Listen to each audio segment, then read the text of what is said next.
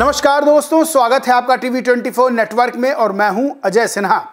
Vote चोरी को लेकर इस वक्त सत्ता पक्ष और विपक्ष में तगड़ी तकरार देखने को मिल रही है। एक तरफ राहुल गांधी समेत पूरा विपक्ष वोट चोरी का आरोप लगा रहा है, एसआईआर को लेकर चुनाव आयोग पर सवाल खड़े किए जा रहे हैं, तो वहीं बीजेपी ने भी पलटवार कर दिया है। दरअसल बीजेपी नेता अनुराग ठाकुर ने कई सवाल खड़े किए हैं। सवाल राहुल गांधी के चुनाव को लेकर, प्रियंका गांधी के चुनाव को लेकर, सवाल अखिलेश यादव, डिंपल यादव के चुनाव को लेकर खड़े किए और तमाम तरह के आरोप लगाए और आरोप ये लगाए कि फर्जी वोटों के सहारे ये जीते हैं। वहीं अब कांग्रेस के प्रवक्ता पवन खेड़ा ने भी बीजेपी पर निशाना साधा है और प्रधानमंत्री नरेंद्र मोदी के चुनाव पर सवाल खड़े कर दिए हैं और यहां तक कहा है कि फर्जी वोटों के सहारे यानी कि बूस्टर डोज के सहारे प्रधानमंत्री नरेंद्र मोदी चुनाव जीते हैं। ओवरऑल लोकसभा चुनाव पर सवाल खड़े होने लग रहे हैं, यानी 2024 में लोकसभा चुनाव जो हुए उसको लेकर भी सवाल खड़े किए जा रहे हैं। एक खबर दिखाते हैं, जनसत्ता की है। वाराणसी से फर्जी मतदाताओं के बूस्टर डोज से जीते थे पीएम मोदी। कांग्रेस ने की लोकसभा चुनाव रद्द करने की मांग। आपको बताएं, पवन खेड़ा ने बड़ा आरोप लगाया है। वोटर लिस्ट में फर्जीवाड़े पर बीजेपी के साथ जुबानी जंग में कांग्रेस नेता पवन खेड़ा ने प्रधानमंत्री नरेंद्र मोदी के संसदीय क्षेत्र वाराणसी की वोटर लिस्ट की मांग कर दी है। कहा है, नरेंद्र मोदी वाराणसी से चुनाव हार रहे थे, गंगा पुत्रों ने उनका इलाज कर दिया था, लेकिन फर्जी वोटर्स का एक बूस्टर डोज मिलने के बाद पता चला कि नरेंद्र मोदी जीत की ओर बढ़ रहे हैं। हमें डाटा मिल जाता है तो साबित कर देंगे कि प्रधानमंत्री भी गद्दी चुरा कर बैठे हैं। पवन खेड़ा ने बड़ा आरोप लगाया है। वही उन्होंने आगे आरोप लगाया कि पूरे 2024 लोकसभा चुनाव फर्जी वोटर लिस्ट पर कराए गए। उन्होंने कहा कि हमने तो सिर्फ एक विधानसभा के 50 बूथों की लिस्ट जारी की थी, लेकिन भाजपा ने आज 5-6 लोकसभा क्षेत्रों का डेटा पेश कर दिया। इससे साबित होता है कि चुनाव फर्जी वोटर लिस्ट पर हुए। कांग्रेस नेता पवन खेड़ा ने भाजपा नेता अनुराग ठाकुर की प्रेस कॉन्फ्रेंस पर यह जवाब दिया है। आपको बताएं, उन्होंने कहा कि अनुराग ठाकुर ने जिन 5-6 लोकसभा सीटों का इलेक्ट्रॉनिक वोटर डाटा जारी किया है, उसे जुटाने में कांग्रेस को सिर्फ एक विधानसभा सीट के लिए 6 महीने लगे थे। उन्होंने सवाल किया कि भाजपा नेता को यह पूरा डेटा कहां से मिला है। अब सबसे बड़ी बात यह है कि एक खबर आपको और बताते हैं। आज तक की खबर है, लिखा है, वोटर चोरी पर बीजेपी का काउंटर क्लेम। अनुराग ठाकुर ने वायनाड, रायबरेली और बंगाल का उदाहरण देकर घेरा। दरअसल वोट चोरी के आरोप पर बीजेपी नेता अनुराग ठाकुर ने पलटवार किया था और प्रेस कॉन्फ्रेंस करके कहा था कि आखिरकार हिंदुस्तान के लोगों के वोट को नीचा क्यों दिखाना चाहती है।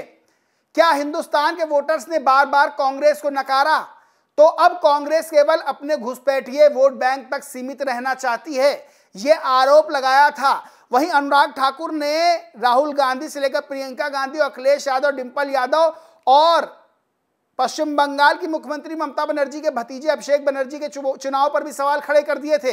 अनुराग ठाकुर ने वायनाड लोकसभा सीट पर 93,499 संदिग्ध मतदाता होने का दावा किया। इस सीट से 2019 और 2024 में राहुल गांधी और बाद में उपचुनाव में प्रियंका गांधी जीती थी।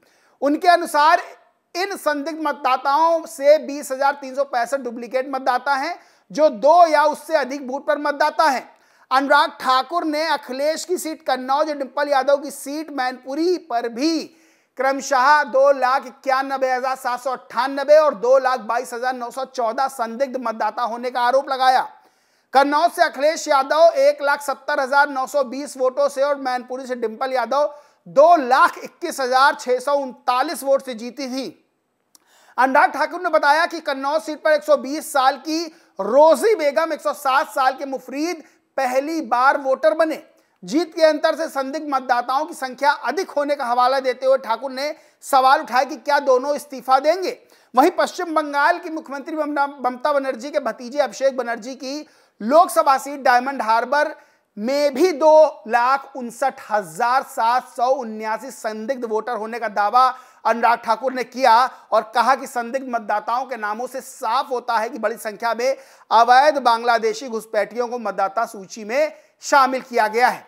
इसी तरह उन्होंने तमिलनाडु के मुख्यमंत्री व डीएमके प्रमुख एमके स्टालिन की कोलाथुर विधानसभा में भी 19,476 संदिग्ध मतदाता होने का दावा किया। जिनमें 9,133 के आवासीय पता कथित तौर पर फर्जी हैं। अब बड़ा सवाल यह खड़ा होता है कि अनुराग ठाकुर, अखिलेश यादव, डिंपल यादव, राहुल गांधी, अभिषेक बनर्जी, प्रियंका गांधी के चुनाव में सवाल खड़े कर रहे हैं, उनकी जीत पर सवाल उठा रहे हैं। तो क्या ऐसे में पूरे चुनाव को लेकर सवाल खड़े होने लगते हैं? क्योंकि कांग्रेस से सवाल खड़े कर रही है। कांग्रेस जहां वोट चोरी का आरोप लगा रही है, कह रही है वोट चोरी, बिहार चुनाव से पहले वोट चोरी की जा रही है, एसआईआर के मुद्दे को लेकर यह विरोध चल रहा है, तो वही पवन खेड़ा ने आरोप लगाया है कि प्रधानमंत्री नरेंद्र मोदी बूस्टर डोज लेके, यानी कि फर्जी मतदाताओं के सहारे चुनाव 2024 में जीते हैं और पूरा लोकसभा चुनाव फर्जी मतदाताओं के सहारे हुआ है। तो वहीं अनुराग ठाकुर ने भी सवाल खड़े किए। ऐसे में ध्यान देने वाली बात यह है कि दोनों तरफ से जो आरोप लगाए जा रहे हैं उसके केंद्र में चुनाव आयोग नजर आता है। क्योंकि अगर अनुराग ठाकुर ये कहते हैं कि फर्जी तरीके से राहुल गांधी, प्रियंका गांधी, अखिलेश यादव, डिंपल यादव, अभिषेक बनर्जी जीते हैं, तो क्या ये चुनाव आयोग पर सवाल नहीं है? वहीं अगर पवन खेड़ा ये आरोप लगाते हैं प्रधानमंत्री नरेंद्र मोदी लोकसभा चुनाव फर्जी मतदाताओं के सहारे, बूस्टर डोज के सहारे जीते हैं, तो क्या यह सवाल चुनाव आयोग पे नहीं खड़ा होता है? बहरहाल एसआईआर को लेकर, वोट चोरी को लेकर बड़े आरोप राहुल गांधी ने लगाए हैं और चुनाव आयोग ने जवाब भी दिया है। लेकिन वोट चोरी का मुद्दा बिहार चुनाव से पहले गर्माता जा रहा है और बीजेपी कांग्रेस पर आरोप लगा रही है, कांग्रेस बीजेपी पर आरोप लगा रहा है, लेकिन केंद्र में चुनाव आयोग नजर आ रहा है। बहरहाल दोस्तों, इस पूरे मामले पर आप क्या सोचते हैं, क्या मानते हैं, कमेंट करके जरूर बताएं। वीडियो अच्छा लगा हो तो लाइक करें, शेयर करें, चैनल पर को सब्सक्राइब नहीं किया तो चैनल को सब्सक्राइब करके बेल आइकन जरूर दबा लें। धन्यवाद।